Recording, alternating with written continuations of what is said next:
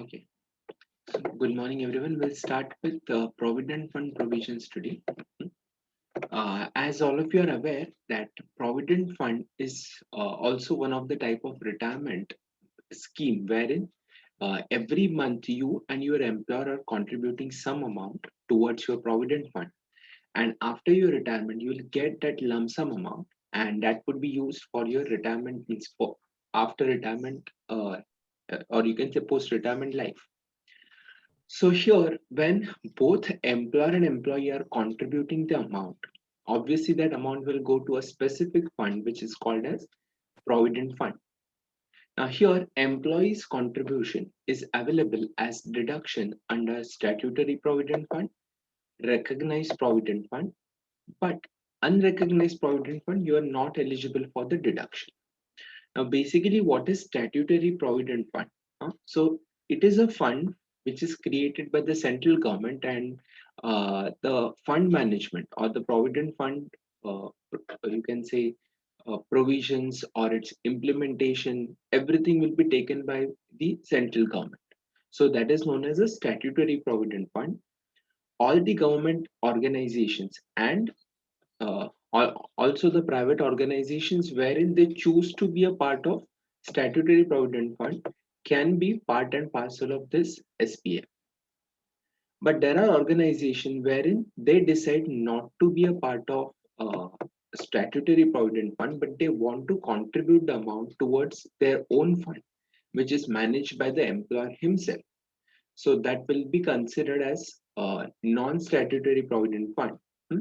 But for running that but for running that fund, they need to get the permission, and that permission is required to be obtained from the uh, Provident Fund Department as well as Income Tax Department. And if both of them grants the permission, then it is considered as a recognized provident fund. And wherever there is recognized provident fund, wherever there is a recognition by the government, the benefit of exemptions and deductions would be on a higher side. On the contrary, if income tax department or the provident fund department is not granting you the permission, or there is some condition which is not been fulfilled, then it will be considered as an unrecognized provident fund. Now remember, for SPF and RPF, deduction under section 80C is available, but for unrecognized provident fund, the deduction under section 80C is not available. Hmm? That means in salary, the contribution towards PF would be included, but when you're giving Chapter 6 fare reductions, ATC deduction will not be available. Secondly, employer's contribution. Now see, when employee is contributing, equivalent amount is contributed by employer as well. So when employer is contributing, when it is SPF, it is completely exempt. When it is RPF, then it is exempt up to 12% of salary. We have seen this point in income deemed to be received.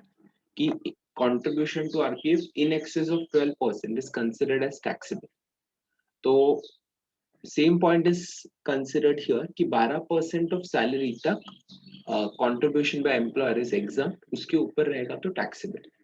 Most of the organizations which is managing RPF, you will observe that they will also contribute 12%. They will not usually contribute more than 12% because it becomes taxable to employees. Huh? Rare cases it happens that they contribute more than 12%, but calculation perspective, remember, if it is crossing 12%, then such excess amount should be considered as taxable. Now here salary again means the same definition, basic, DA forming part, and commission paid as a percentage of turnover. So considering these aspect, we'll consider whatever amount of salary you get, uska 12% the contribution to RPF is not taxable, excess will be taxable. So for example, if your salary is 5 lakh and your contribution is 70,000, so 5 lakh ka 12% is 60,000, employer's contribution is 70,000, so 10,000 will become taxable. Hmm? Now here they have mentioned non-exempt. अभी not exempt का meaning क्या है? Not exempt means अभी आपको उसका taxability नहीं आएगा, लेकिन इसका टैक्सेबिलिटी आपको रिटायरमेंट के बाद आएगा। अभी ये थोड़ा सुनने में डाइसी लगता है कि अभी नहीं रिटायरमेंट के बाद, तो एग्जैक्टली मतलब क्या? और इनकम टैक्स इतना लिबरल कभी हुआ है कि आपको बोल रहे अभी टैक्स मत भरो? उसका रीजन है, now see, when employer is giving you or employer is contributing amount towards the provident fund, is it income or expense for the employer? Expense. Expense, right? So when employer contributes towards SPF or RPF, it is an expense allowed as deduction for employer. Hmm? But when employer contributes amount towards an unrecognized provident fund, तो जब भी employer किसी unrecognized fund के लिए contribute करेगा, तो that contribution itself is not allowed as an expenditure. हाँ? मतलब अगर आप URPF में contribute नहीं करते, सॉरी URPF में contribute करते हो, तो वो expense को हम लोग deduction करके claim नहीं कर पाएंगे. What we probably can do is that is shown in P&L as expense, but while computing income tax, हम लोग उसको add back कर देंगे. Now you imagine if employer's contribution is already been taxed in the hands of employer, immediately employee के हाथ में वो taxable नहीं करते. वो क्या करते हैं, वो accumulate करके रिटायरमेंट के बाद पूरा अमाउंट एक साथ कर देते टैक्सेबल. तो क्या हुआ, अभी जब भी एम्प्लॉयर ने कंट्रीब्यूट किया, उसको एक्सपेंस डिसअलाउ हुआ, दैट मींस उसने ऑलरेडी उसके ऊपर टैक्स भर दिया. एम्प्लॉय के हाथ में चला गया, तो उसको बोला अभी टैक्स मत भरो, रिटायरमेंट के बाद भरो. रिटायरमेंट के बाद भरने से क्या होगा, लमसम आप अमाउंट कंट्रीब्यूट करोगे तो अमाउंट ऑब्वियसली आपका ज्यादा रहेगा, एंड ज्यादा अमाउंट रहेगा तो आपका हायर स्लैब आएगा टैक्सेशन का. हाँ, so that is the idea of income tax department, that they are considering not exempt, but post retirement it would become taxable. Is this clear? Yes, sir. Yes. As far as interest is concerned, interest for SPF is completely exempted from taxes. RPF is exempt up to 9.5%, and URPF is not exempt. Again, same point, after retirement it would become taxable. Simply speaking RPF का interest 9.5% तक रहेगा तो exempt रहेगा, उसके ऊपर taxable consider करेंगे. हाँ, for example interest अगर दिया 11%, तो हम लोग उसको 1.5% तक टैक्सेबल करेंगे आरपीएफ के केस में. एसपीएफ के केस में फुल्ली एग्जाम्प्ट है तो कुछ नहीं आएगा, एंड यूआरपीएफ के केस में अभी not taxable, after retirement it would become taxable. Yes Sachin. Sir ये जो आपने एम्प्लॉयर कंट्रीब्यूशन का बताया ना ऊपर, तो इसमें अगर सपोज गवर्नमेंट अभी फिलहाल उनको डिसअलाउ कर रही है, तो बाद में अगर मतलब कंपनी ने तो इसका बेनिफिट लिया नहीं और बाद में जब एम्प्लॉय को मिलेगा तो वो भी टैक्सेबल हो जाएगा, तो ये काइंड ऑफ कैस्केडिंग इफेक्ट नहीं हो गया इसका? Yes, it is like double taxation. कि employee is also paying taxes and even employer is paying taxes. But this is, you can say this is not like a general law. General law is nothing should be doubly taxed. हाँ, exactly. But here it is unrecognized provident fund. Okay. So it is kind of non-permitted provident fund, which is not supposed to be promoted. तो अगर उसको इतना harsh provision नहीं रखा तो आप continue करते ही रहोगे ना URPF. Right. They want to indirectly say कि आप एक्टिविटी मत करो यूआर अनरिकॉग्नाइज्ड फंड, या इमीडिएटली 1-2 साल ठीक है, बट उसके बाद आप उसको रिकॉग्नाइज में कन्वर्ट कर. सी कभी कभी क्या होता है, due to some reason technical grounds आपका एप्लीकेशन रिजेक्ट हो जाता है, so you continue to be URPF. But अगर ये सब हार्श कंडीशन नहीं रहेगा तो लोग बोलेंगे ठीक है, नहीं दिया परमिशन तो नहीं दिया, हम लोग चलाएंगे फंड. हाँ, यस, गॉट इट सर. लेकिन उसके लिए provision. Okay, then last point is repayment of lump sum. Repayment of lump sum means retirement के बाद जो आपको maturity value मिलेगा, what about that, whether it is taxable or exempt. Remember SPF is like gold, sorry, platinum, कि उसमें benefit ही benefit है, कि ये deduction भी है, employer contribution, interest सब exempt है, post retirement also it is exempt.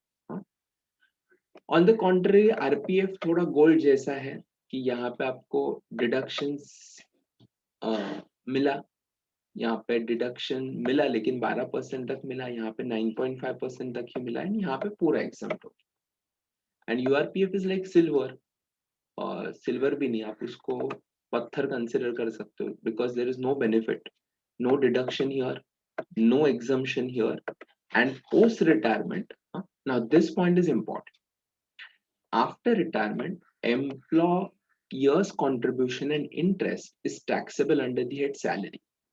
वो तो ऑब्वियस है, एम्प्लॉयर का कंट्रीब्यूशन है, उसके ऊपर का इंटरेस्ट हम लोग सैलरी में टैक्सेबल करते हैं।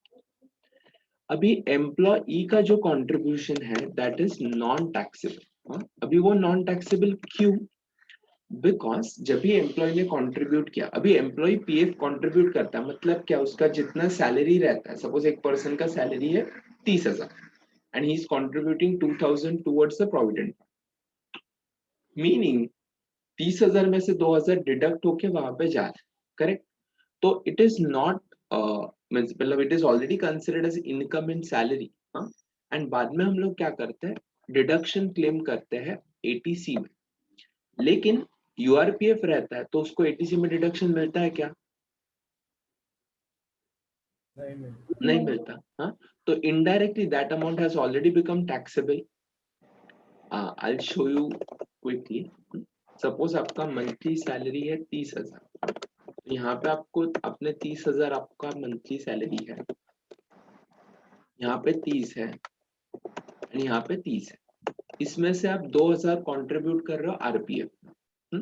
तो जब भी हम लोग डिडक्शन क्लेम करेंगे अंडर सेक्शन 80C, यहाँ पे 2,000 का डिडक्शन मिलेगा, यहाँ पे 2,000 का डिडक्शन मिलेगा, लेकिन यहाँ पे 2,000 का डिडक्शन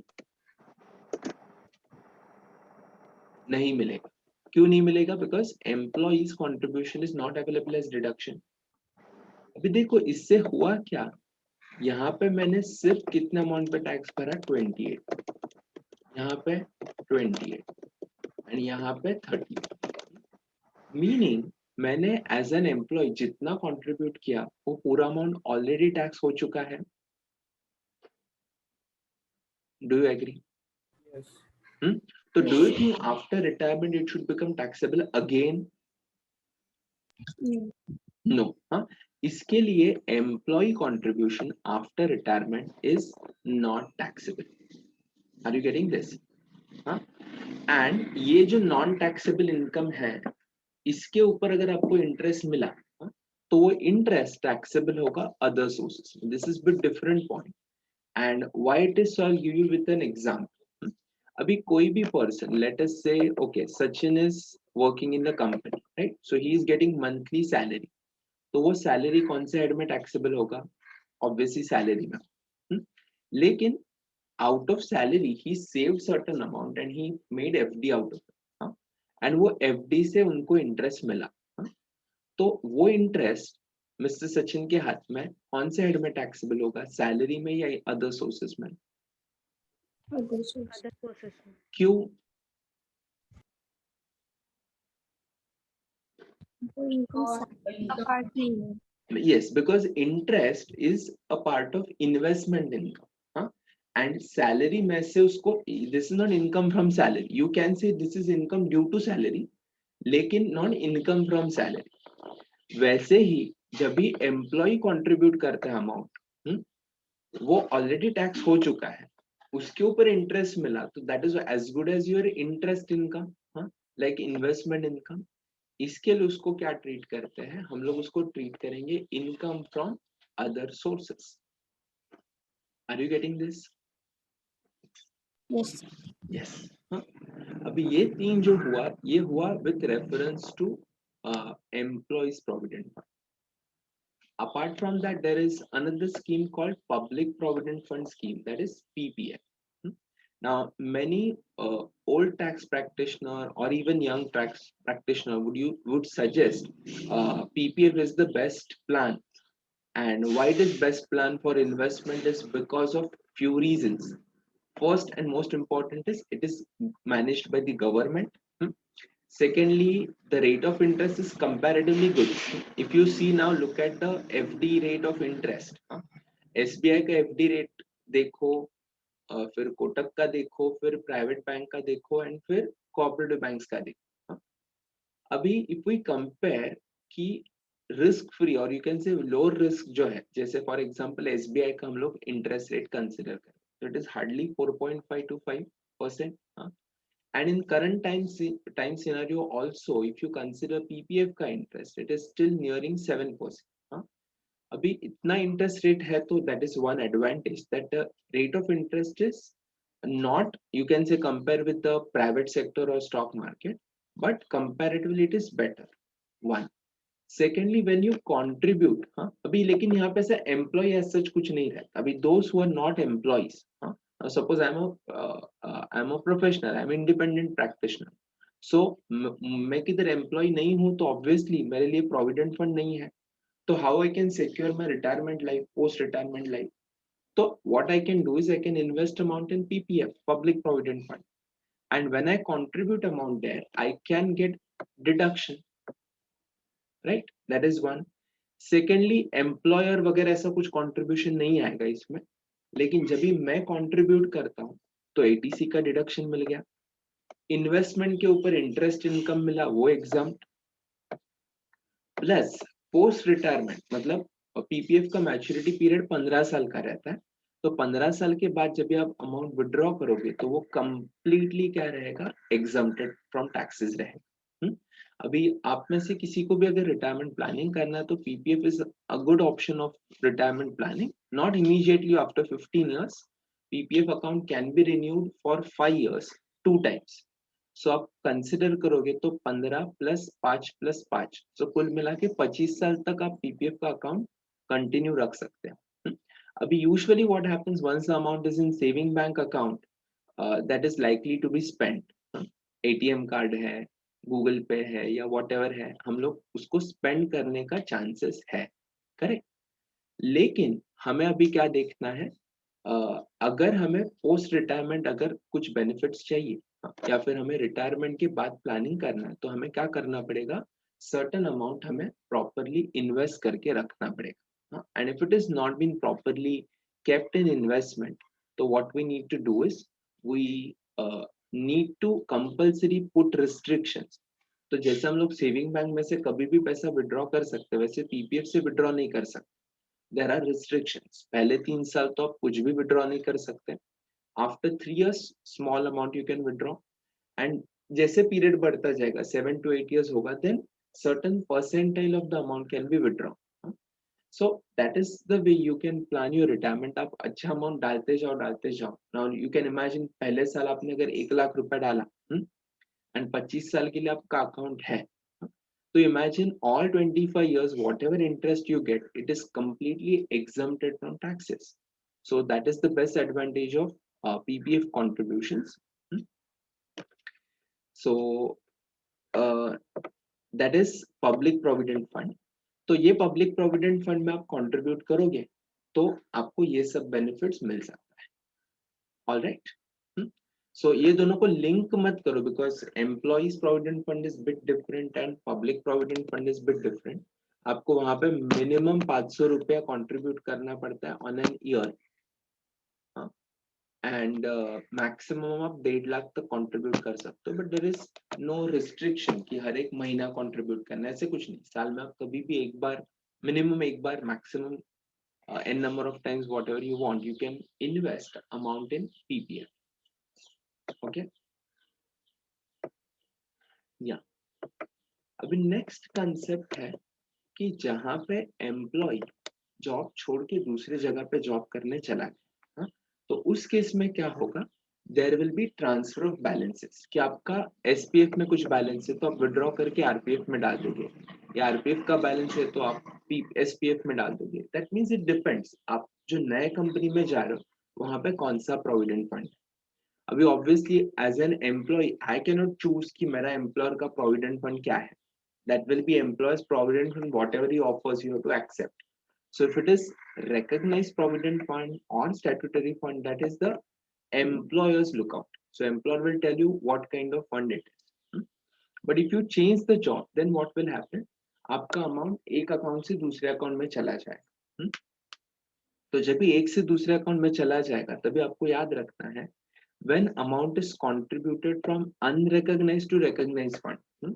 अभी क्या होता है, मैंने अनरिकॉग्नाइज से रिकॉग्नाइज में कंट्रीब्यूशन कर दिया एंड फिर रिकॉग्नाइज से रिटायर हो गया. So for example mister A is working in unrecognised provident fund company. उधर उसने 20 साल काम किया, उसके बाद उसने जॉब चेंज किया, अभी वो रिकॉग्नाइज्ड फंड है, उधर वो कंपनी में आ गया. एंड अगर ये जो 20 साल का बैलेंस है उसने आरपीएफ में ट्रांसफर कर दिया तो उसने विड्रॉ तो नहीं किया एंड ये अमाउंट टैक्सेबल कभी होगा at the time of retirement. तो ये तो बंदा टैक्स से बच जाएगा. तो इसके लिए उन्होंने पॉइंट रखा है कि अगर आप यूआरपीएफ से आरपीएफ में आते हो तो वो केस में अभी तक आपको ट्रीट करना है कि for so many years as if your balance was RPF contribution. तो कैसे होता, उस हिसाब से आपको कंप्यूटेशन करना पड़ेगा. मींस अभी तक हमने एम्प्लॉयर का कंट्रीब्यूशन एंड इंटरेस्ट को टैक्स नहीं किया, लेकिन हम लोग क्या करेंगे for all the years wherever for whatever number of years you were with the unrecognized provident fund, आपको ट्रीट करना है कि अगर मैं आरपीएफ रहता तो कितना टैक्सेबल होता. मतलब आपका इंटरेस्ट 9.5% के ऊपर टैक्सेबल हो जाता एंड एम्प्लॉयर का कंट्रीब्यूशन 12% के ऊपर का टैक्सेबल हो जाता. तो वो हम लोग कैलकुलेट करेंगे एंड देन सब इयर्स का मिलके जो टोटल रहेगा वो आपके हाथ में क्या होगा, टैक्सेबल हो जाएगा. तो एक एडवांटेज है कि पूरा अमाउंट टैक्सेबल नहीं होगा, लेकिन as if it is RPF तो कितना टैक्सेबल होता उतना आपको अमाउंट टैक्सेबल हो जाएगा. ऑलराइट. अब ये इंटरेस्ट इतना इंपॉर्टेंट नहीं, पहले रेट ऑफ इंटरेस्ट बहुत अच्छा हुआ करता था कभी 10%, 12%, बट अभी तो 9.5% ही है. इसके ऊपर सम देखे अभी. Yes, sir.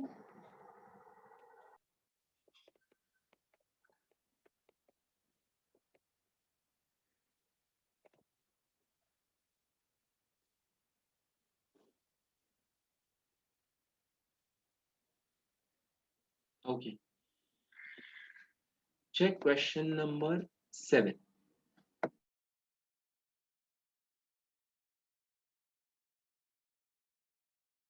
रीड कर लो फिर हम लोग आंसर डिस्कस करते हैं.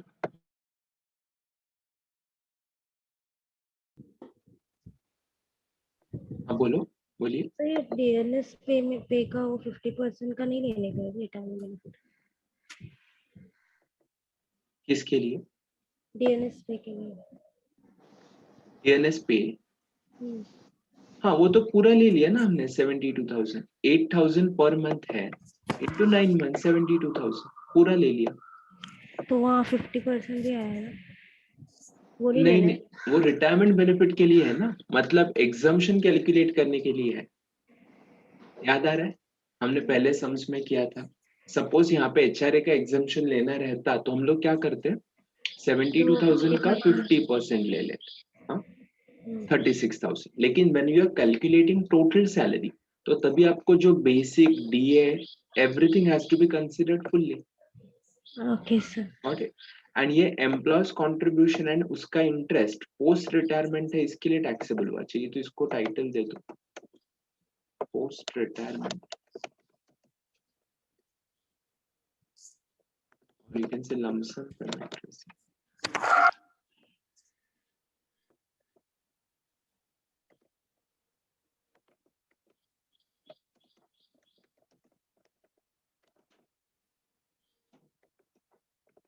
तो ये रिटायरमेंट के बाद पेमेंट मिला है, कौन कौन सा, एम्प्लॉयर्स कंट्रीब्यूशन है उसके ऊपर का इंटरेस्ट, इसके लिए वो सैलरी के अंदर टैक्सेबल हो गया. एम्प्लॉय का कंट्रीब्यूशन टैक्सेबल नहीं हुआ and interest on employees contribution वो गया आपका other sources.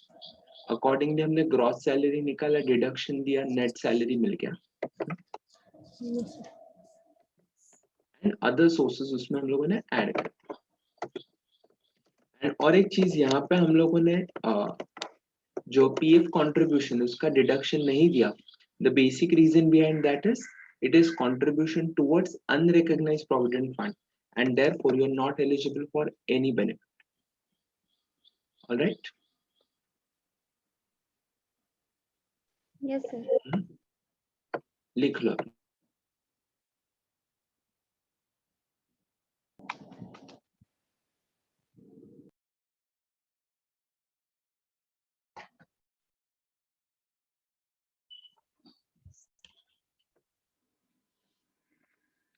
Gratuity. Tell me, what about gratuity? Will it be taxable or non-taxable? Taxable. Yes. Huh? During employment you have Taxable. received, so it is completely taxable.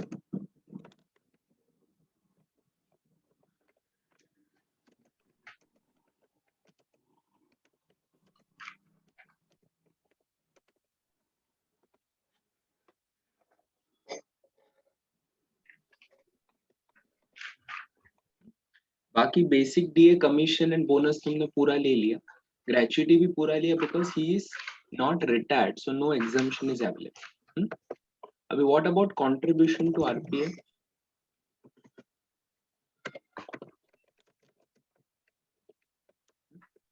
तो employer का जो contribution है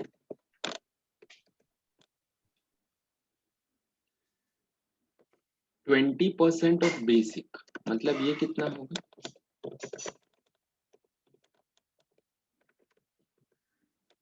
Which is 24,000 less exempt. Exempt कितना है? 12% of salary. इस salary में क्या क्या कंपोनेंट आएगा? बेसिक, डीए कितना आएगा? 50% आएगा. 48 प्लस कमीशन पूरा आएगा 5,000. इसका 12% कितना है? 20,760.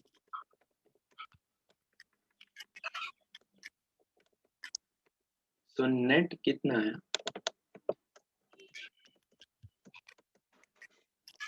3,240. right? Are you getting this? Yes. कि एम्प्लॉयज कंट्रीब्यूशन एग्जाम कितना आएगा? Up to 12% of salary. तो सैलरी हमने लिया basic 120 DA which is forming part of retirement benefit, so 96 का 50% 48,000 एंड कमीशन पूरा 5,000. Why commission is taken? Because it is given as a percentage of turnover. अभी उसका 12% तक एग्जाम्प्ट है, तो बैलेंस बिकम टैक्सेबल. राइट? वैसे ही इंटरेस्ट का देखते हैं हम लोग. इंटरेस्ट ऑन आरपीएफ कितना मिला आपको? Less exempt.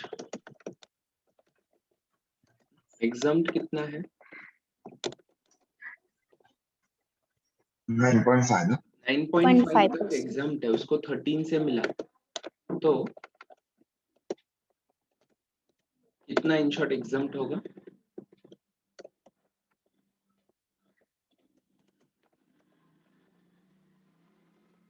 9,500 एग्जाम्प्ट हो, टैक्सेबल होगा 3,500. Do you agree? क्लियर है एवरीवन?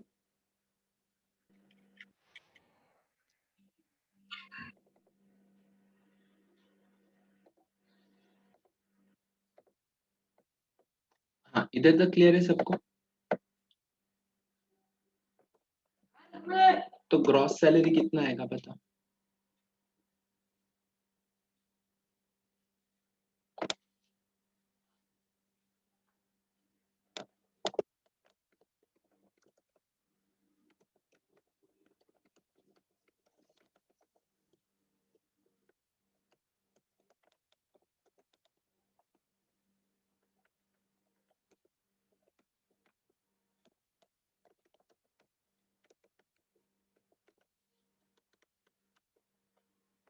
ग्रॉस कितना है?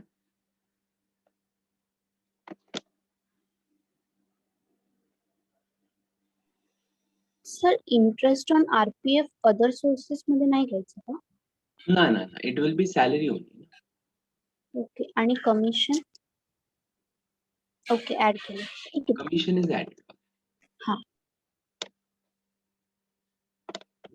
290 to 740. 290 to 740.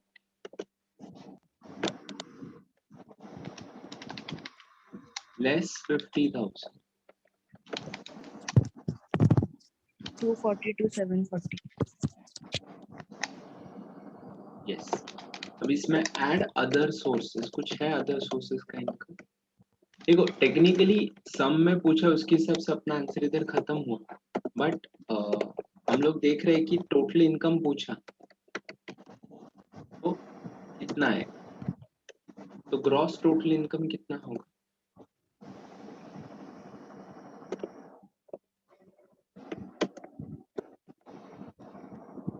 Less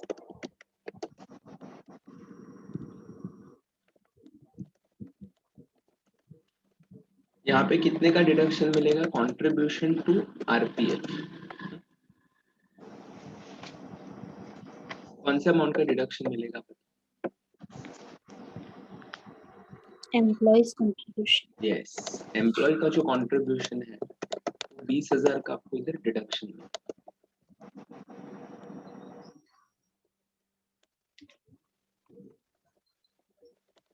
So 220 to 740. This is his taxable income. Are you getting it? Yes. Yes. Good. लिख लो अभी. Everyone is clear? आपको दो पॉइंट पे फोकस करना है. एक तो एम्प्लॉयर्स कॉन्ट्रीब्यूशन एंड उसके ऊपर का इंटरेस्ट, मतलब ओवरऑल इंटरेस्ट, एंड दूसरा डिडक्शन अंडर एटीसी. तो एम्प्लॉयर्स कॉन्ट्रीब्यूशन दिया है सम में 20% ऑफ बेसिक. इसके लिए हम लोगों ने सिर्फ बेसिक का 20% ले लिया, लेकिन एग्जम्पशन लेते हो जो सैलरी का डेफिनेशन है उसके हिसाब से आपको एग्जम्पशन लेना पड़ेगा. वो माइनस करके जो आएगा उसको हम लोग कंसिडर करेंगे कि उतना अमाउंट आपके लिए टैक्सेबल होगा. Similarly interest on RPF is exempt up to 9.5%, so balance taxable कर दिया. एंड एम्प्लॉय के कंट्रीब्यूशन का हम लोगों ने डिडक्शन दिया अंडर सेक्शन 80C. ऑलराइट. और एम्प्लॉय का कंट्रीब्यूशन है वो पहले ग्रॉस सैलरी में ऐड नहीं होएगा क्या? आपकी सैलरी में से आप कंट्रीब्यूशन देते हो ना? हाँ इसीलिए पूछ रही हूँ. तो हमने ग्रॉस सैलरी में उसको लिया ही नहीं. नहीं, देखो कैसा है, अभी वो चीटिंग नहीं बोल सकते, बट आपका पैकेज बढ़ा के दिखाने के लिए वो क्या करते हैं, वो ऐसा अलग से दिखाते हैं employ contribution to RPF, but actually speaking आपके सैलरी में से डिडक्ट होके जा रहा है ना. हाँ जो डिडक्ट होके जा रहा है इसीलिए वो मुझे एटीसी में बेनिफिट मिल रहा है ना. तो मतलब Correct. पहले वो कंसीडर करूंगी और बाद में मैं उसका बेनिफिट लूंगी. आई मीन टू से लाइक दैट. नहीं, मतलब आपका ये जो सैलरी कंपोनेंट है इसमें से आप 20,000 कंट्रीब्यूट करो. It is not a separate amount. अच्छा. सेपरेट अमाउंट मतलब वो एम्प्लॉयर का कंट्रीब्यूशन हो गया ना. Okay. I thought it is part of CPC. ना, वो कोई एम्प्लॉयर दिखाता है, वो सिर्फ आपको ऐसा दिखाने के लिए बड़ा फिगर, जैसे वेरिएबल पे का जैसे आइडिया करते हैं वैसे ही है. हमारे ऑफिस में ऐसे ही है. हाँ, ग्रेचुइटी फंड, पेंशन फंड, वो भी सब लिखते रहेंगे एंड वो देख के लगता है मेरा कितना सैलरी है, वेरिएबल पे वगैरह देख, हाथ में तो अलग ही अमाउंट आता हाँ आज तक उन लोगों का कैलकुलेशन समझा नहीं इतने साल में. है.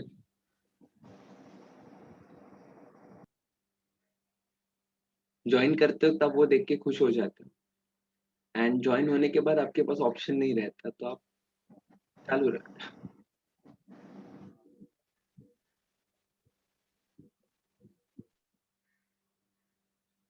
It happened one of the cases, student को अराउंड 9 लाख का सीटीसी मिला and he was very happy, but then variable pay वगैरह सब लेस करके 6 के आसपास जा रहा था.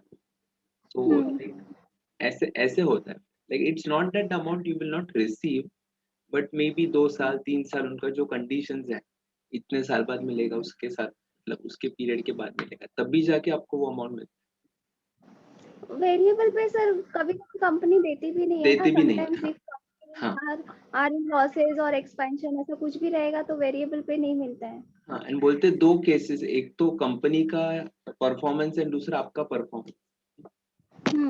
तो कंपनी का परफॉर्मेंस भले अच्छा रहेगा लेकिन वो रेट खुद को कर रहे हैं, तो they may say that company has underperform. क्योंकि हमारे यहाँ भी 40% वेरिएबल पे है, तो वो 2-3 साल से तो सम इन 1 year it is companies under expansion तो नहीं दिया, फिर सेकेंड अभी 2 साल से तो कोविड चल रहा है तो भी नहीं दिया, ऐसा हो गया है। That's what it happens.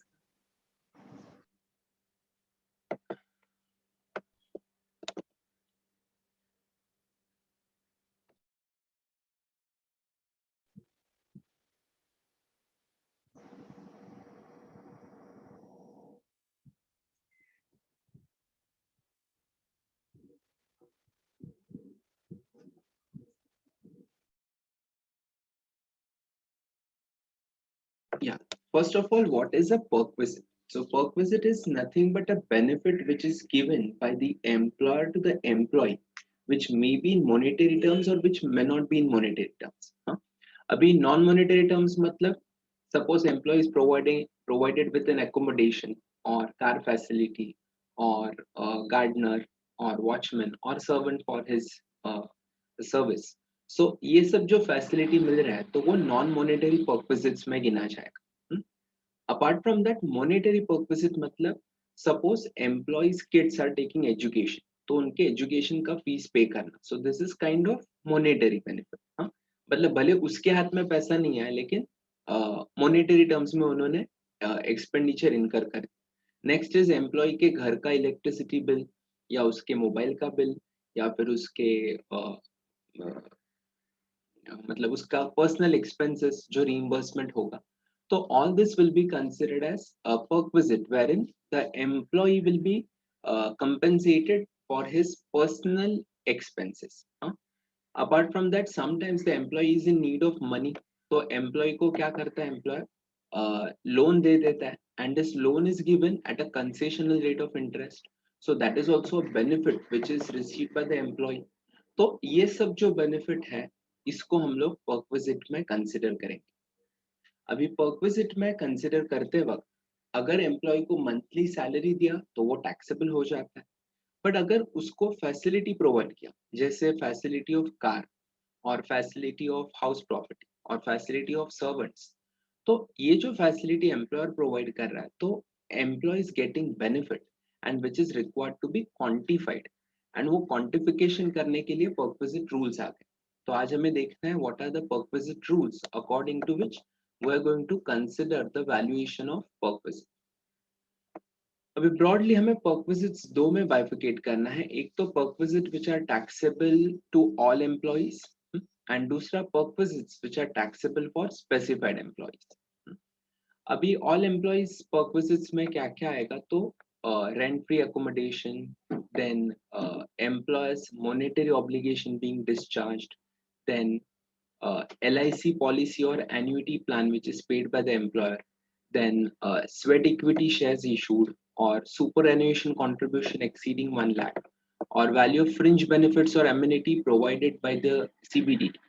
तो ये सभी फैसिलिटी आपका पर्क विजिट में आ जाएगा which is taxable for all employees. All employees मतलब आप बाइफिकेट नहीं करोगे, किसी भी एम्प्लॉय को ये बेनिफिट मिला तो हम लोग उसको टैक्स कर देंगे। On the contrary, there are certain perk visits which are taxable only for specified employees। अभी ये हमें देखना पड़ेगा कि who is a specified employee। तो specified employee is an employee who is either a director of the company, employee having substantial interest मतलब 20% या उससे ज्यादा वोटिंग पावर। तो ये दो देख के थोड़ा हमारा एक्सपेक्टेशन बढ़ जाता है कि स्पेसिफाइड एम्प्लॉय मतलब कोई एक स्पेसिफिक क्लास का एम्प्लॉय।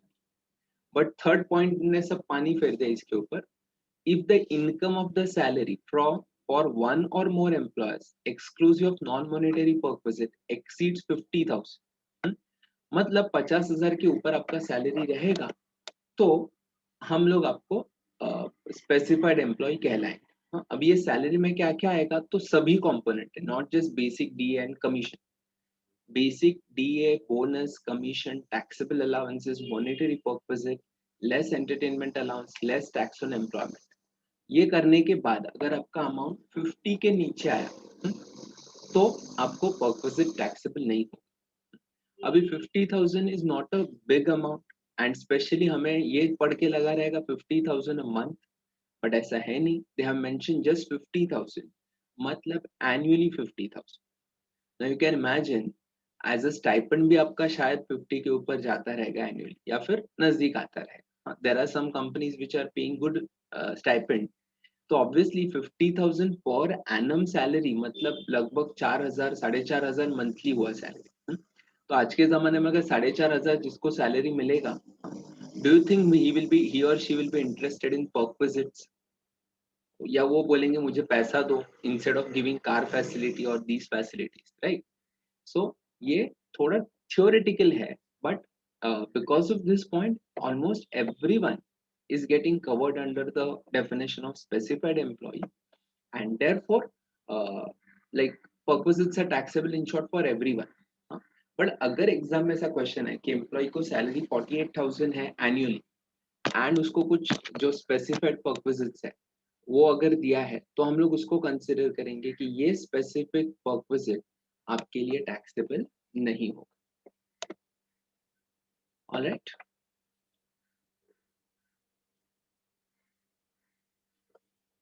या चलो अभी हम लोग देखते हैं परक्विजिट पहला वाला, रेंट फ्री एकोमोडेशन. अभी रेंट फ्री एकोमोडेशन में आपको ये ध्यान से देखना है कि ये परक्विजिट किस तरीके से टैक्सेबल होगा. तो रेंट फ्री फैसिलिटी मतलब घर जो एम्प्लॉयर प्रोवाइड करता है वो दो तरीके का होगा. एक तो गवर्नमेंट एम्प्लॉयज रहते हैं, उनको आपने देखा रहेगा गवर्नमेंट क्वार्टर्स रहता है. जैसे आप रेलवे एम्प्लॉयज का देखोगे तो उनके लिए रेलवे क्वार्टर्स प्रोवाइड करते हैं कि जहाँ पे एम्प्लॉय स्टे कर सकते. तो जहाँ पे गवर्नमेंट आपको एकोमोडेशन फैसिलिटी देगा, वहाँ पे perquisite valuation is very simple. You have to just consider the licence fee which is determined by the government.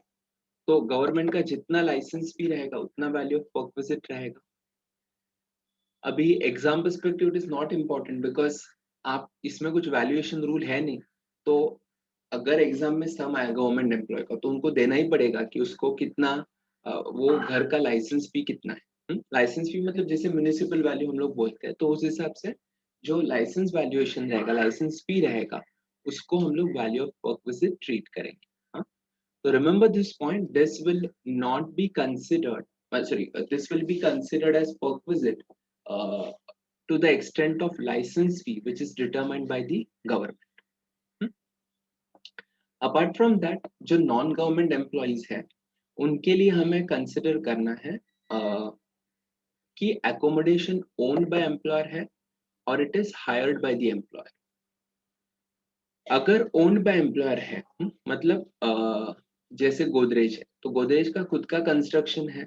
तो अगर गोदरेज कंपनी ने उनके एम्प्लॉइज को स्टे करने के लिए दिया in accommodation which is owned by the Godrej company, in that case you have to check वो एरिया का पॉपुलेशन कितना है.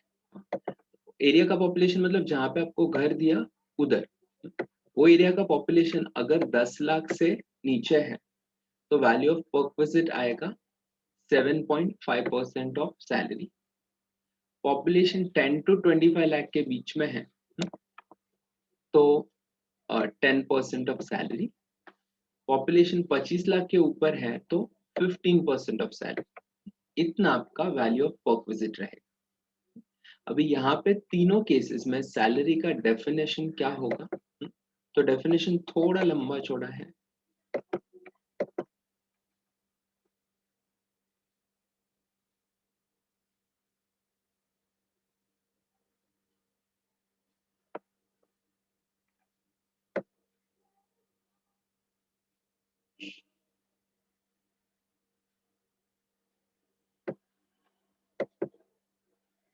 ये टेक्स्ट फॉर्मेट में दिए, ऊपर का चार्ट फॉर्मेट में दिए. ओके, सैलरी में क्या क्या आएगा, तो आएगा basic, DA which is forming part of retirement benefit, then all other taxable payments or allowances, then any other monetary payment. तो in short you can see कि ये छोटा definition नहीं है. Basic DA forming part of retirement benefit आया, all taxable payments and allowances. मतलब हमने जो कल list of allowances देखा तो वो सब आपको add करते जाना पड़ेगा, except where there is an exemption. तो exemption less करके जो balance रहेगा उसको हम लोग salary में include कर देंगे. And any other monetary payment, मतलब आपको bonus मिला, fees मिला, commission मिला, एनी अदर नॉमेनक्लेचर से आपको पेमेंट मिला, वो सभी पेमेंट हमें क्या करना है, सैलरी में इंक्लूड कर देना है. एंड ये सब ऐड करके जो टोटल आएगा उसको हम लोग बोलेंगे सैलरी फॉर वर्क विजिट और salary for valuation of accommodation.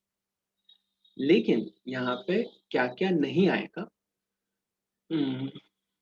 DA not considered for retirement benefit, contribution to PF, other perquisites including monetary perquisite and valuation rule. Okay, तो ये सब उसमें नहीं आएगा. अदर परक्विजिट नहीं आएगा, मतलब देखो जैसे हम लोग वैल्यूएशन ऑफ एकोमोडेशन स्टार्ट कर रहे हैं वैसे और भी बहुत सारे परक्विजिट्स हैं, लेकिन जब भी हम लोग वैल्यूएशन ऑफ एकोमोडेशन करेंगे उसमें हम लोग अदर परक्विजिट सैलरी में ऐड नहीं करेंगे.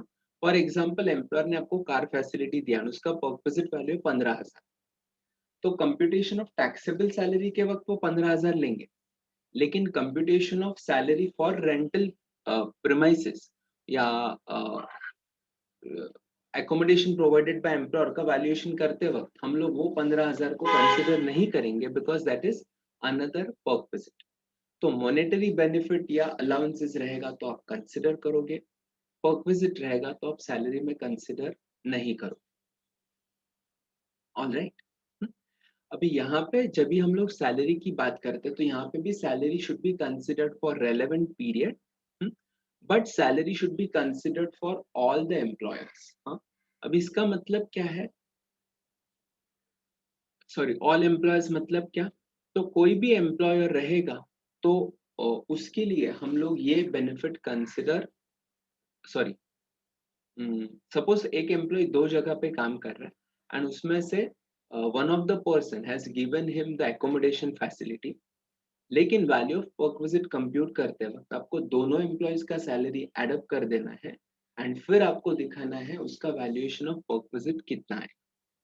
अभी इसका रीजन ये है कि आप बोलोगे दोनों एम्प्लॉयज का सैलरी ऐड क्यों करने का, बिकॉज कोई कंपनीज में कैसे करते हैं, स्पेशली ग्रुप कंसर्न्स में. अभी देखो एक एम्प्लॉय को रिक्रूटमेंट दिखाएंगे, वो ए लिमिटेड के अंदर रिक्रूटेड है एंड उन्हीं ग्रुप का दूसरा कंपनी है बी लिमिटेड, तो उसको दिखाएंगे ए लिमिटेड सैलरी पे कर रहा है 1 lakh and B limited salary पे कर रहा है 9 लाख. एंड एकोमोडेशन किस कंपनी से देंगे बताओ, ए से या बी से?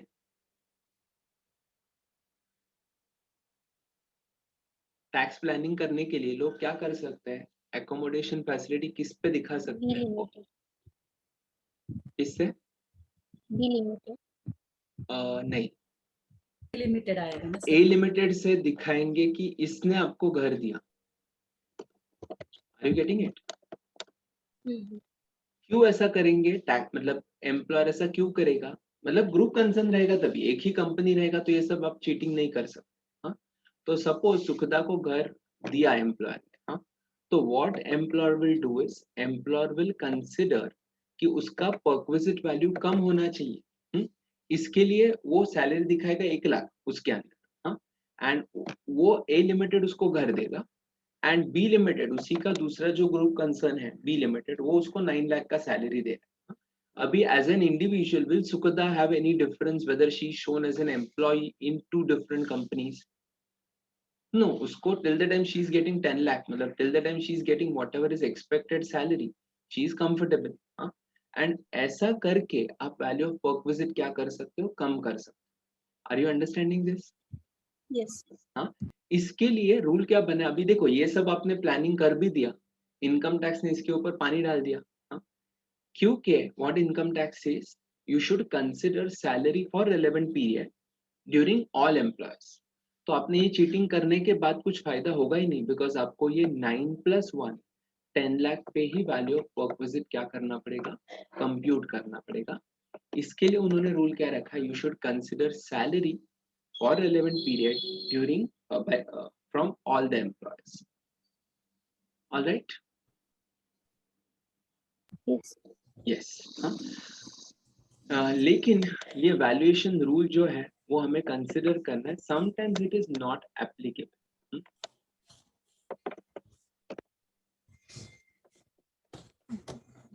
तो ये वैल्यूएशन रूल एप्लीकेबल कभी नहीं होगा। One is where the accommodation is provided to employee working at a mining site or offshore oil exploration site or project execution site, dam site, power generation or offshore site would not be treated as a work visit.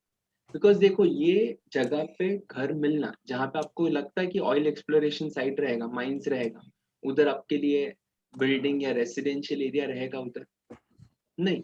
No, तो वो areas में employ को घर provide करना is not a you can say privilege, but it is a necessity कि वहां पे घर मिलेगा ही नहीं, तो इसके लिए एम्प्लॉयर का ही रिस्पॉन्सिबिलिटी है वहां पे घर का फैसिलिटी अरेंज करना।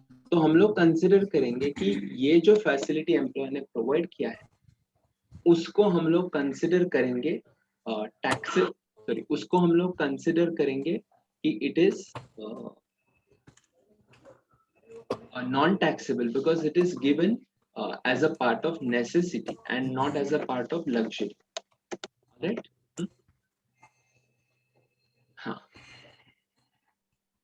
Then this is another important point. If employee is transferred and he is provided accommodation at both places, कभी कभी क्या होता है देखो, सपोज एक पर्सन है, मिस्टर अमर है, who is working in Mumbai and उनका एक दूसरा प्रोजेक्ट आ गया दिल्ली में, तो अमर को दिल्ली प्रोजेक्ट के लिए जाना पड़ा, लेकिन वो प्रोजेक्ट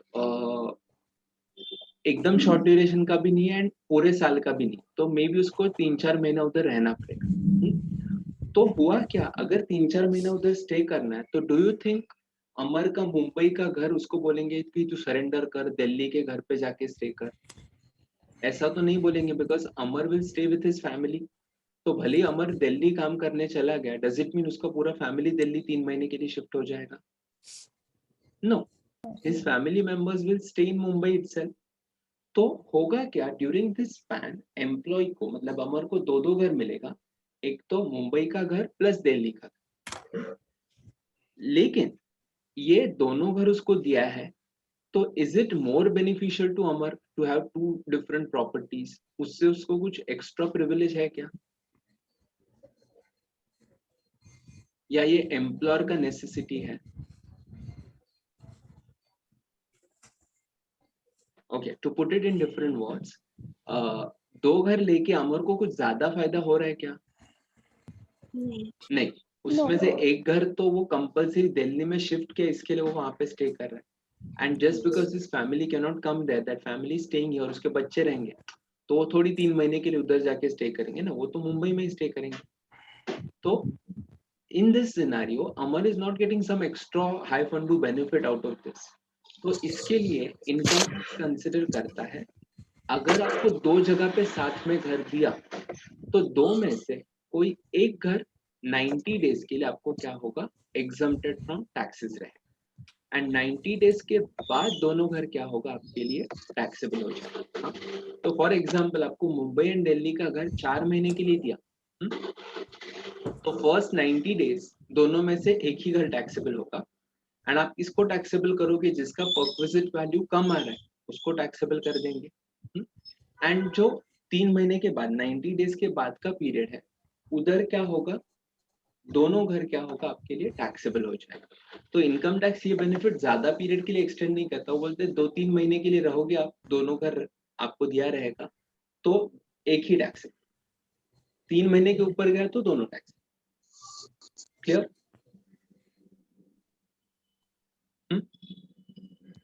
यस,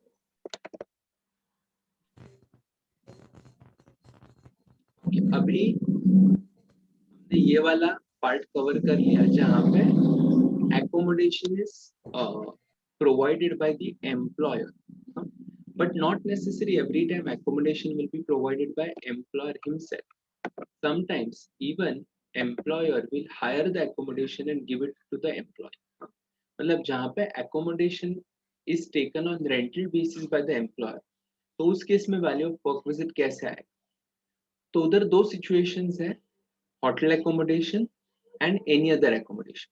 तो होटल एकोमोडेशन रहेगा तो वैल्यू ऑफ वर्क विजिट कितना आएगा? 24% ऑफ सैलरी और rent paid by employer whichever is less. And any other accommodation रहेगा तो 15% ऑफ सैलरी और rent paid by the employer whichever is less. हाँ, मतलब लकीली ऐसे हुआ है कि जहाँ पे इनकम टैक्स ने टैक्सेबल अमाउंट करते वक्त क्या बोला है? whichever is less. Are you getting it? Usually income tax क्या करता है? एग्जम्पशन के टाइम लिखता है whichever is less. लेकिन लकीली यहाँ पे टैक्सेबल के टाइम उन्होंने लिखा है whichever is less. समझा? सर मतलब हाँ बोलिए. मतलब वो टैक्सेबल अमाउंट कम हो जाएगा हम लोगों का. यस, क्योंकि अभी तक एग्जम्पशन ही हमेशा हम लोग कम करते हैं, लेकिन first time income tax is doing कि आपका टैक्सेबल अमाउंट दोनों में से whichever is लोअर होगा. मतलब दोनों में से जो कम अमाउंट आएगा उसको हम लोग क्या ट्रीट करेंगे? टैक्सेबल ट्रीट करेंगे. हाँ, टैक्सेबल ट्रीट करेंगे. ऑलराइट. या अभी लास्ट पॉइंट है इसमें कि sometimes employees shifted to other place. तो फॉर एग्जांपल आप में से किसी को दूसरे जगह पे शिफ्ट कर. हाँ, तो suppose Geeta is asked to go to Bangalore and work. तो अगर she shifted to Bangalore, do you think immediately she can have or she can find a place and start living there? क्या आज ही शिफ्ट कर दिया, उसको दूसरे दिन रेंटल प्लेस मिल गया and she started living there? ऐसा होगा? No sir. नो, थोड़ा डिफिकल्ट है. तो जब भी एम्प्लॉय को ट्रांसफर करते हैं तो वहां पे इनकम टैक्स ने एक बेनिफिट रखा है कि जब भी एम्प्लॉय को ट्रांसफर करेंगे तो इमीडिएटली घर नहीं मिलेगा, तो एम्प्लॉयर क्या करता है? एकोमोडेशन इन होटल देता है. लेकिन ये होटल में एकोमोडेशन देना गीता के लिए नेसेसिटी है because she can not stay unless the agreement is made for a property. तो इस केस में अगर एम्प्लॉय को 15 डेज तक का होटल एकोमोडेशन प्रोवाइड किया तो ये एकोमोडेशन एम्प्लॉय के लिए टैक्सेबल नहीं होगा. एम्प्लॉय के लिए टैक्सेबल कभी होगा? अगर 15 डेज के ऊपर होटल में स्टे करने दिया तो ही वो अमाउंट क्या होगा? एम्प्लॉय के लिए टैक्सेबल होगा. Are you understanding? यस. हाँ, तो Yes, जहाँ sir. पे एम्प्लॉय को ट्रांसफर करते हैं वहां पे पहले 15 दिन के लिए एग्जाम्प्ट रहेगा.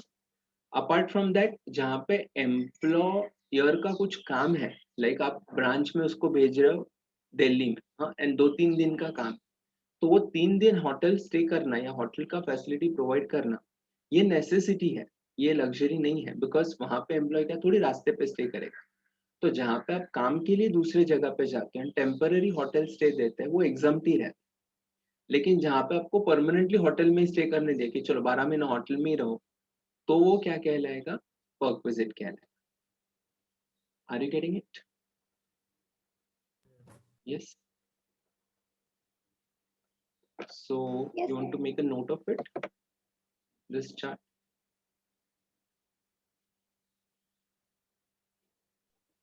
सर थोड़ा ऊपर से नोट डाउन करो.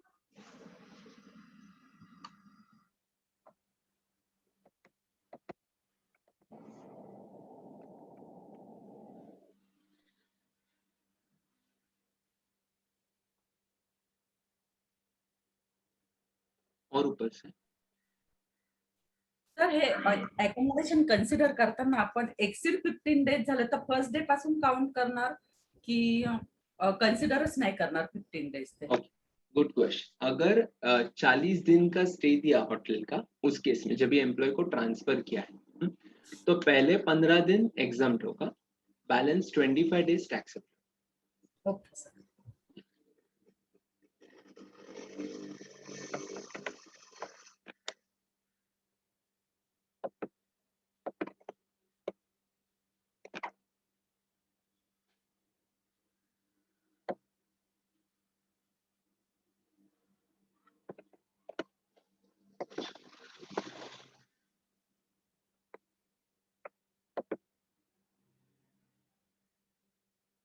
नोट डाउन, देन हम लोग इसके ऊपर सम करते हैं। तो सम करेंगे तो आपको क्लैरिटी आएगा कि वैल्यूएशन कैसे करना है परपोजिट।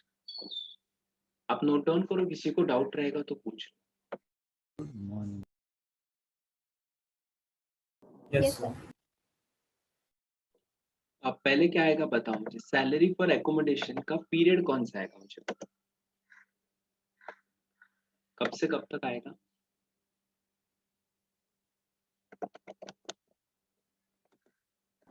नवंबर टू मार्च आएगा। क्यों? बिकॉज भले is related Occupied from first हाँ, November. भले ही उसको हाउस प्रॉपर्टी प्रोवाइड किया अप्रैल से, लेकिन उसने ऑक्यूपाई कभी किया प्रॉपर्टी को, ही ऑक्यूपाइड द प्रॉपर्टी फ्रॉम 1 नवंबर। तो नवंबर से उसने ऑक्यूपाई किया, तो हमें परक्विजिट के लिए रेलेवेंट पीरियड कौन सा लेना पड़ेगा? नवंबर टू मार्च। अभी नवंबर टू मार्च में कौन कौन सा कंपोनेंट आएगा? बेसिक आएगा, तो 26,000 into 5, so 1,30,000. Then dearness allowance 12,000 का 30% और 5 months कितना आएगा? 18,000. 18,000।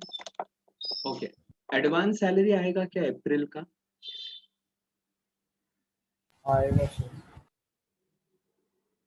Okay,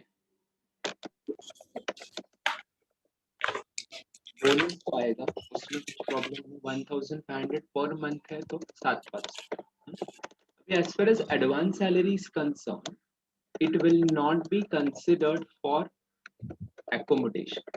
Why? Accommodation के लिए हम लोग सैलरी कौन सा कंसिडर करते हैं? For relevant period, right? Is salary for April 2021 for the relevant period? No. No. No, relevant period कौन सा है? November to March. तो इसके लिए आपको एडवांस सैलरी मिला, या फिर अरियर्स ऑफ सैलरी मिला, या फिर ग्रेचुइटी या रिटायरमेंट बेनिफिट्स मिला, वो हम लोग वैल्यूएशन ऑफ परक्विजिट के लिए कंसिडर नहीं करेंगे, because that is not falling in the relevant period. तो रेलेवेंट पीरियड में जितना आएगा सैलरी, उतना ही हम लोग कंसिडर करेंगे for perquisite valuation. Apart from that the rest part will not be considered for valuation of perquisite, right? तो बाकी का पार्ट हम लोग परक्विजिट में नहीं लेंगे। तो परक्विजिट के लिए बेसिक, डी एंड बोनस आ जाएगा। तो ये तीनों का टोटल कितना हुआ? 155,500। Yes, sir. अभी एकोमोडेशन ओन्ड है या हायर्ड है वो पता कैसे चलेगा? तो company provided with rent free unfurnished accommodation, मतलब एम्प्लॉयर ने आपको पूरा घर दे दिया, that means it is owned by the employer.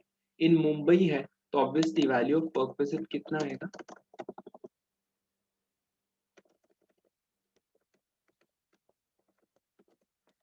$1,55,500 into 15%। हाँ, क्योंकि मुंबई मतलब ऑब्वियसली मोर देन 25 लाख का पॉपुलेशन रहेगा, तो इसके लिए वैल्यू ऑफ परक्विजिट कितना आएगा? 155,500 का 15%।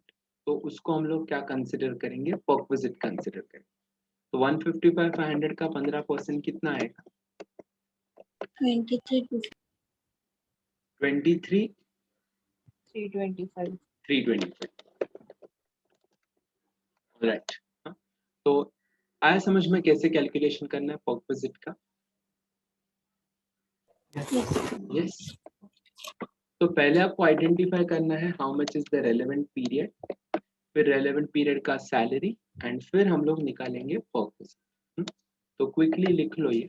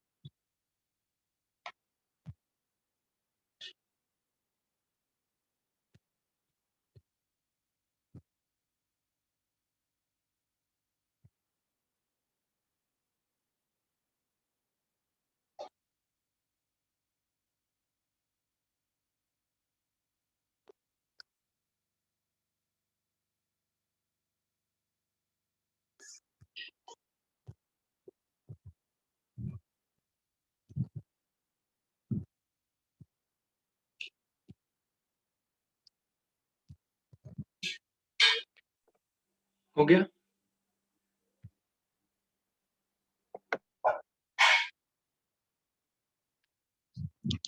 Yes, sir. Yes, sir. अभी नेक्स्ट पर्क विजिट है जहाँ पे आपको घर के साथ साथ बाकी एसेट्स भी देंगे, हाँ?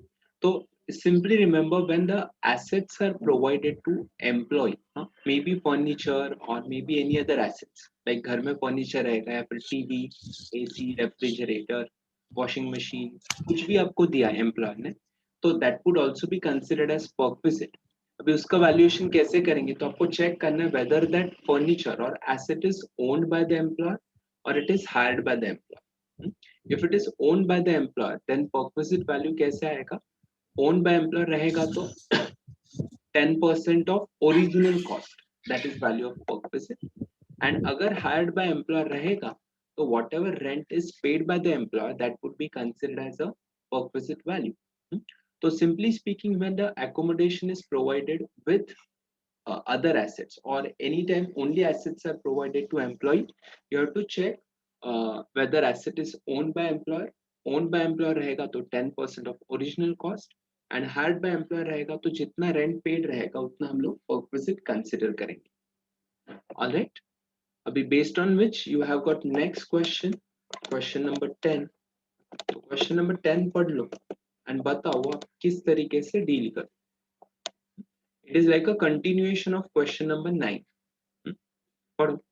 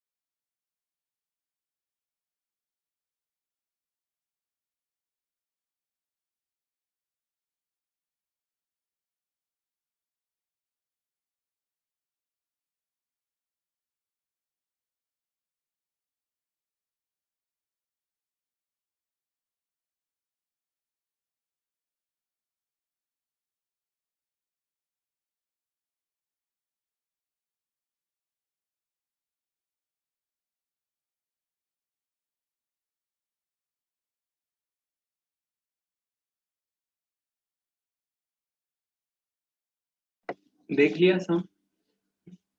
तो वैल्यू ऑफ परक्विजिट कैसे आएगा? एक तो आपको क्या करना पड़ेगा, जो वैल्यू ऑफ एकोमोडेशन है ऊपर का वैसे के वैसे हम लोग लिख लेंगे 30, 23, 325 because they are given in addition to this, ये नीचे के परक्विजिट्स है। अभी वैल्यू ऑफ फर्नीचर कितना आएगा इधर? आपको क्या क्या दिया है? टेलीविजन सेट दिया है। टेलीविजन का परक्विजिट वैल्यू कितना आएगा? 25,000 के ऊपर कितना परसेंट है? 10% है।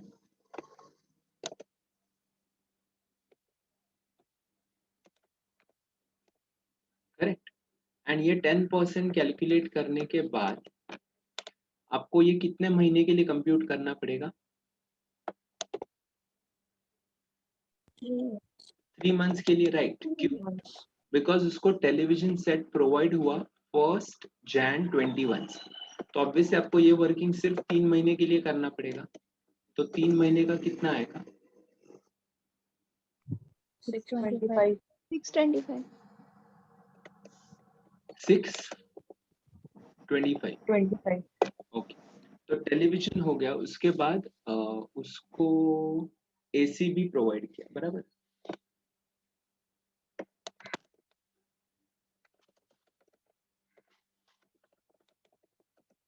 एयर कंडीशनर का वैल्यू कितना आएगा एसी का? 400 पर मंथ 400. इंटू 2 इंटू, अभी हम लोग कितने महीने के लिए करेंगे? 5 मंथ्स की। 5 मंथ्स क्यों लिया बताओ? क्योंकि जब से मैं घर उसका यूज, डेट कुछ क्या हुआ? उसका डेट दिया नहीं और हम नवंबर से कंसीडर करते yes, when specific date is not given that means उसको घर के साथ एसी दिया, एंड घर के साथ एसी दिया तो घर उसने यूज करना स्टार्ट किया नवंबर से, तो ऑब्वियसली परक्विजिट वैल्यू आपको नवंबर से ट्रीट करना पड़ेगा। तो 400 into 2 AC into 5 months, so it would be 4,000, right? इसके अलावा कुछ है परक्विजिट? नहीं। तो टोटल कितना आएगा ये सबका?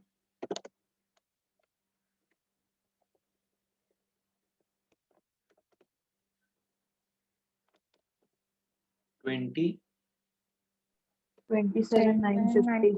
9। उसमें से हमें लेस क्या करना है?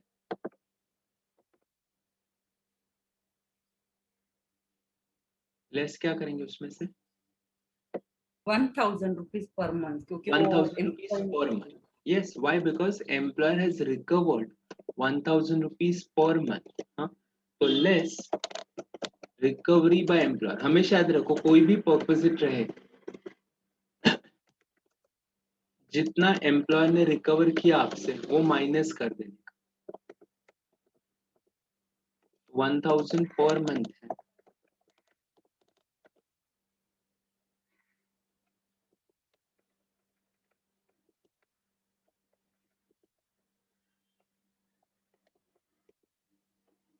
तो इधर कितना आएगा? 5,000। तो नेट मतलब वैल्यू ऑफ टोटल परक्विजिट कितना आएगा?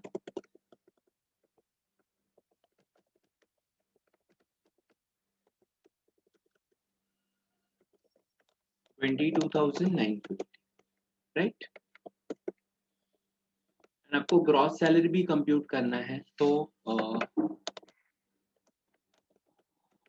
ये हम लोगों ने कैलकुलेशन ऑफ परक्विजिट्स कर लिया। अभी कंप्यूटेशन ऑफ ग्रॉस सैलरी रहेगा। ग्रॉस सैलरी में क्या आएगा? उसको जो सैलरी मिल रहा है इधर, वो हम लोग कंसिडर करेंगे ये वाला, प्लस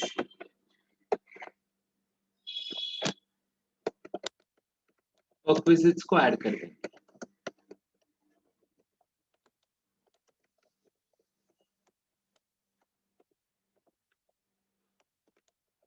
कितना आएगा इसमें बताओ?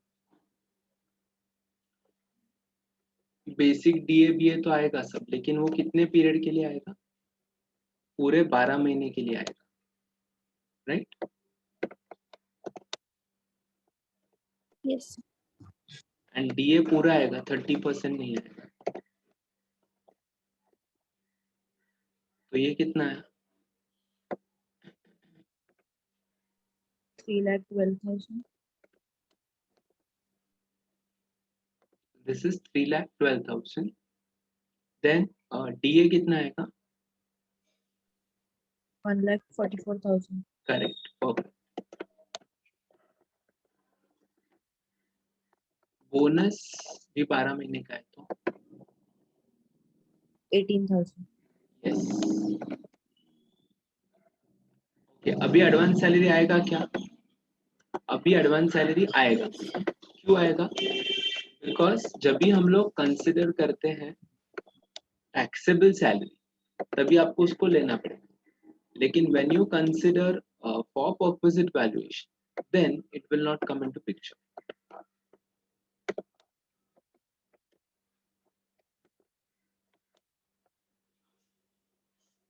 $45,000।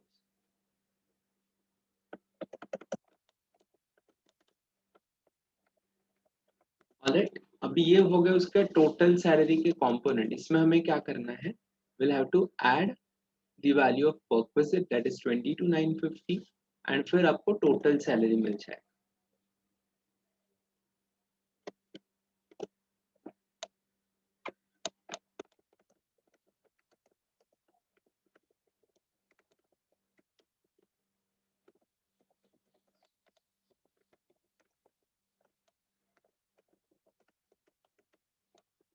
तो ग्रॉस सैलरी कितना है?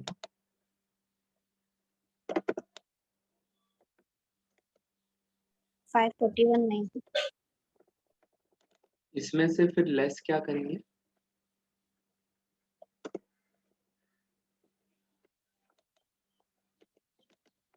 Standard deduction. Standard deduction.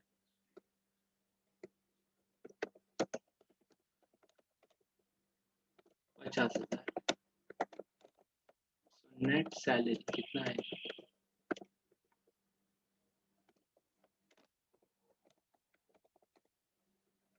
और 91,950।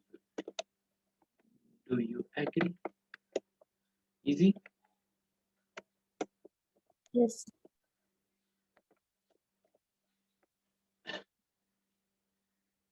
लिख लो अभी कि value of perquisite and then value of salary कैसे निकालें।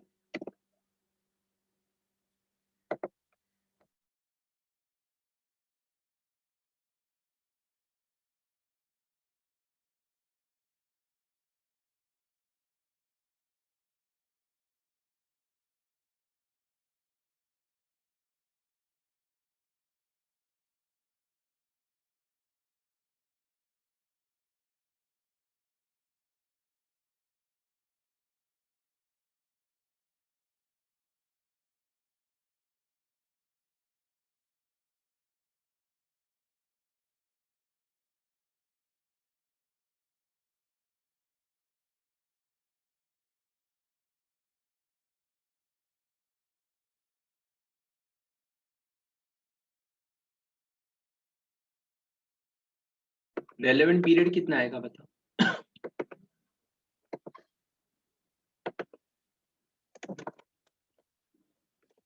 12 महीना। यस। Yes, sir.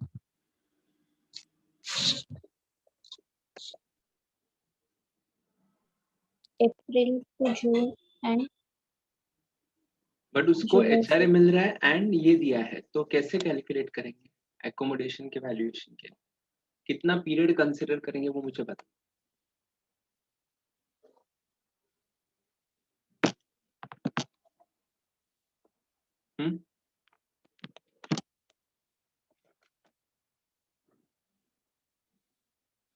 दिसंबर को मार्च ही आएगा ना? यस, क्यों? करेक्ट।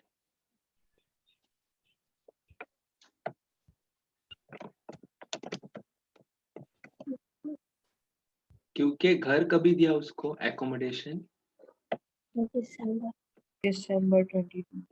दिसंबर में दिया, करेक्ट। तो दिसंबर में अगर घर दिया तो आपको उसके हिसाब से कैलकुलेट करना पड़ेगा। तो कैसे कैलकुलेट करेंगे? दिसंबर टू कितना पीरियड आएगा, December two March, right. And जब भी दिसंबर टू मार्च पीरियड हम लोग कंसिडर कर रहे हैं तो सिर्फ 4 महीने के लिए आपको ये पूरा वर्किंग कैलकुलेट करना पड़ेगा, राइट। ओके, ये सबको समझा। एंड एचआर एग्जाम्शन का क्या करेंगे वो कब से कब तक आएगा?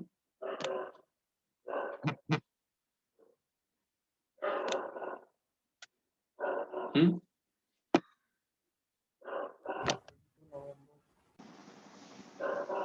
तर HR एक्झाम्शन पहिल्या 8 मंथ साठीच येणार ना? करेक्ट। हाँ, ये पॉइंट आपको हमेशा पता होना चाहिए, भले ही वो एक्सप्लिसिटली क्वेश्चन में दिया नहीं रहेगा, फिर भी आपको क्या समझना है, जब से एकोमोडेशन दिया तब से एचआर ऑटोमेटिकली क्या होगा, बंद हो जाएगा। Do you agree? Yes.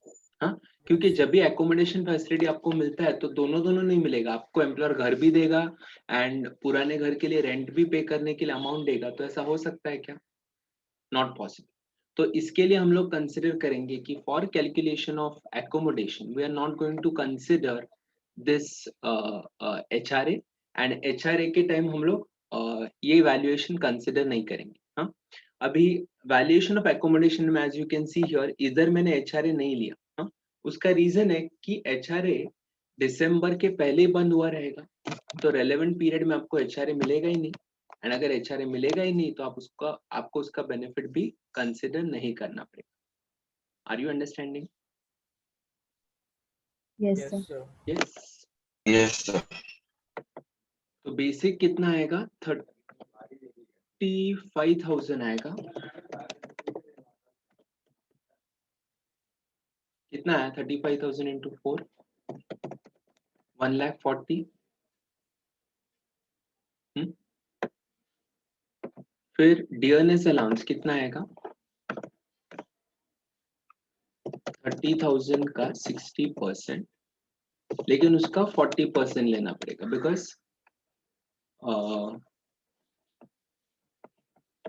Sir salary बढ़ा तो डीए भी बढ़ेगा ना? सॉरी 35,000।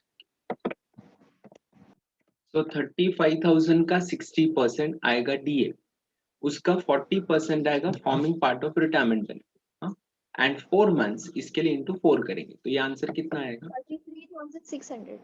33,600। गुड। कमीशन कितना है? 4,500। अब यहाँ पे ऐसा कुछ नहीं है कि परसेंटेज ऑफ टर्नओवर वगैरह लो, यहाँ पे पूरा आएगा 18,000, right. Then Yes. Hostel accommodation, sorry hostel allowance, एक मिनट। हॉस्टल अलाउंस कितना आएगा बताओ?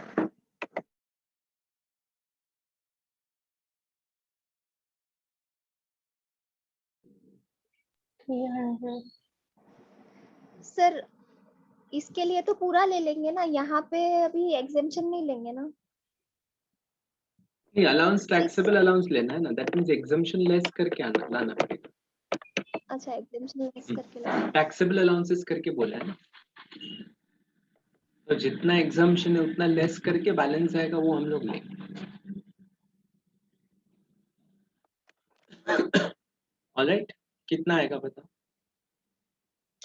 सर मग इथे आता हॉस्टेलमध्ये 6,000 पर मंथ दिलंय आणि पर चाइल्ड आहे, मग 6,000 इंटू 3 6,000 आणि रिलेव्हंट पिरियडचा sorry 600 600 into 3 into 3 into 4 months। 4। Yes, क्यों? बिकॉज 600 पर मंथ पर चाइल्ड, उसके 3 बच्चे हैं तो 600 into 3 ये मंथली हो गया, तो 600 into 3 1,800 पर मंथ। हाँ, ऐसे 4 महीने हैं तो इसके लिए इंटू 4 कर, करेक्ट। तो कितना आंसर आया? 7,200। इसमें से एग्जाम कितना होगा? 300 पर मंथ पर child for 2 children for 4 months। कितना आएगा? 2,400. 2,400।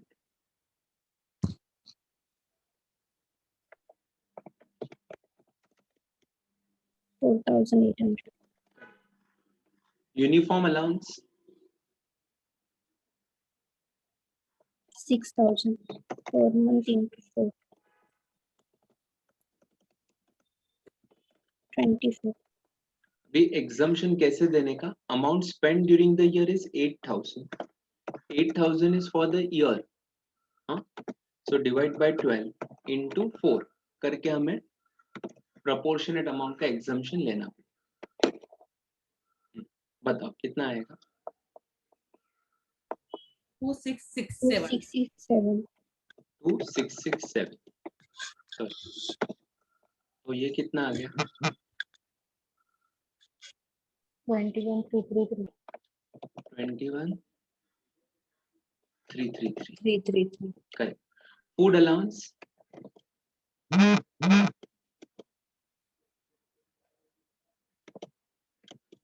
फूड अलाउंस कितना आएगा? 25,000 पर एनम दिया है. 5,000.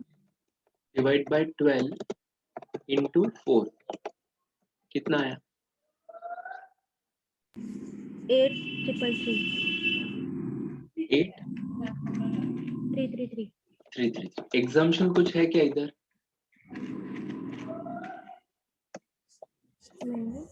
एग्जाम्शन कुछ भी नहीं आएगा.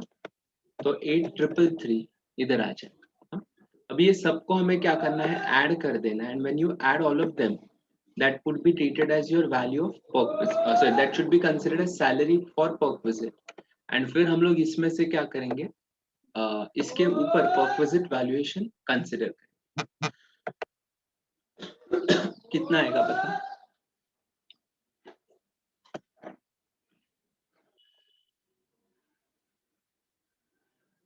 ये सबका टोटल कितना आएगा?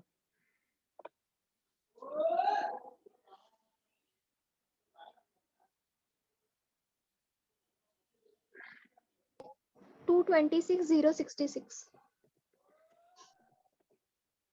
ओके. अभी वैल्यू ऑफ per visit यहाँ तक सबको समझ में आ गया? Salary for per visit. Yes, sir. Value of per visit कैसे आएगा? Rent paid by employer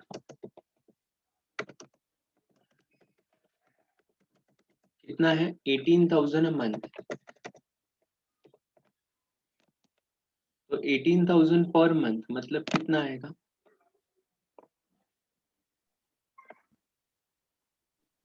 72,000. 72,000 और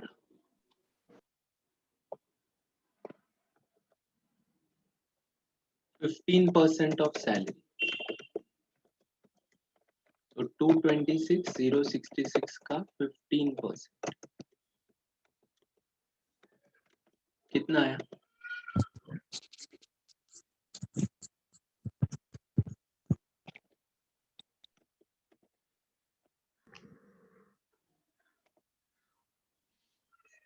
$33,910. Whichever is Less. less. तो कितना आएगा? 33,910. यस. तो वैल्यू ऑफ per visit कितना आएगा? 33,910 rupees. Are you getting it? Yes, sir. Yes. Easy. Yes. अभी आपको क्या करना है? HR exemption कैलकुलेट करना है 1 एंड सेकेंडली आपको कंप्यूटेशन ऑफ टैक्सेबल सैलरी निकालना है. तो वो पार्ट आप होमवर्क कर दोगे? हाँ सर. Yes. हाँ, वो होमवर्क करो. फिर हम लोग संडे उसका आंसर चेक करेंगे. ऑलराइट. लेकिन एचआरए के लिए याद रखो, एचआरए का वर्किंग आपको अप्रैल से लेके नवंबर तक करना है. Means working should be done for 8 months. तो 8 मंथ के हिसाब से आपको पूरा कैलकुलेशन कंसिडर करना पड़ेगा. Okay sir. तर इथे एचआरए साठी आपण 8 मंथ्स कन्सिडर करणार ना, म्हणजे जो एचआरए रिसिव्ह येतो 9,000 into 8 घेणार ना. Yes. HRA will be 9,000 into 8. Rent paid जो रहेगा वो भी 10,000 into 9. दोनों में स्प्लिट हो जाएगा पीरियड बिकॉज सैलरी इंक्रीज हुआ है April to June and July to November. हाँ. यहाँ सैलरी भी चेंज हुआ है ना. तो April to June and July to November ऐसे 2 वर्किंग आपको करना पड़ेगा. परफेक्ट.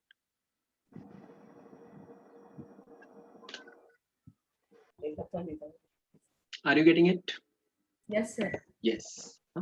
तो ये लिख लो अभी एंड एचआरए का आप होमवर्क करो एंड एचआरए का आंसर जो आएगा वो प्लस परक्विजिट प्लस जो बाकी का सैलरी है वो मिल के आपका क्या होगा, कंप्यूटेशन ऑफ टैक्सेबल सैलरी हो जाएगा। हाँ?